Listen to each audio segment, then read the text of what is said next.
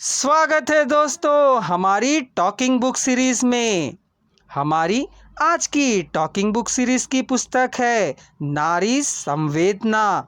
मृदुला सिन्हा के उपन्यासों के संदर्भ में इसकी लेखिका हैं डॉक्टर रमा पद्मजा वेदुला।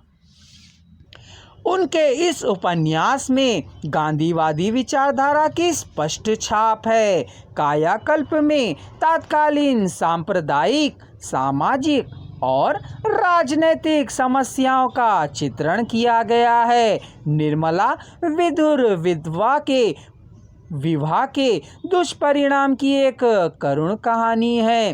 प्रेम की साधना तथा कर्तव्य पक्ष के बीच समन्वय स्थापित करने के लिए प्रेमचंद ने प्रतिज्ञा की रचना की। स्त्रियों के सहज लक्षणों में एक आभूषण प्रियता होती है। इसी एक समस्या को लेकर प्रेमचंद जी ने गबन में एक स्त्री के प्रति भयंकर आंदोलन की सृष्टि की है।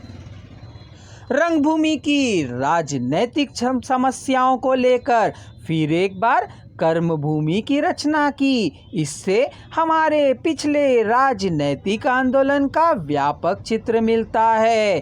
गोदान हिंदी उपन्यास साहित्य की एक अमर कृति है।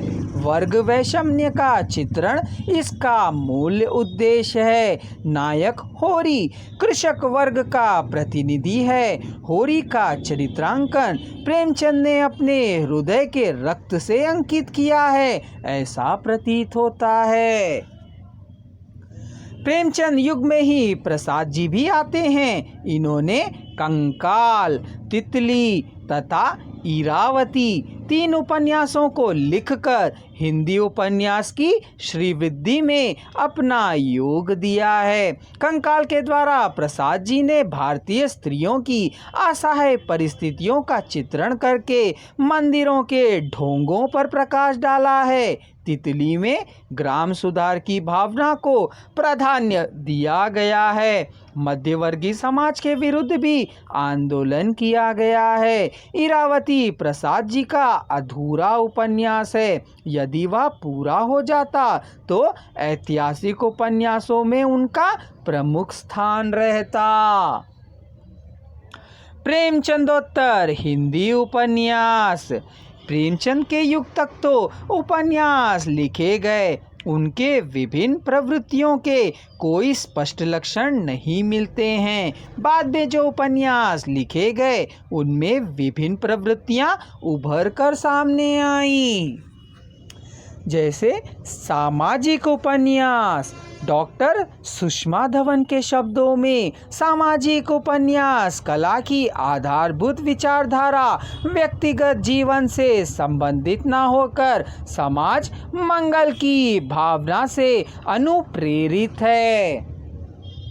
प्रेमचंदोत्तर काल में इस कोटि के प्रमुख उपन्यासकार सिया शरण गुप्त, विशंबरनाथ कौशिक, अमृतलाल नागर तथा फणीश्वरनाथ रेणु हैं। सियाराम शरण गुप्त द्वारा विरचित गोग, अंतिम आकांक्षा तथा नारी उपन्यासों में प्रायः सभी पात्र भारतीय संस्कृति के उपन्यास गोद में समाज की उस कुत्सित नीति का उद्घाटन किया है जिसके कारण एक अबोध कन्या का जीवन विनष्ट हो जाता है।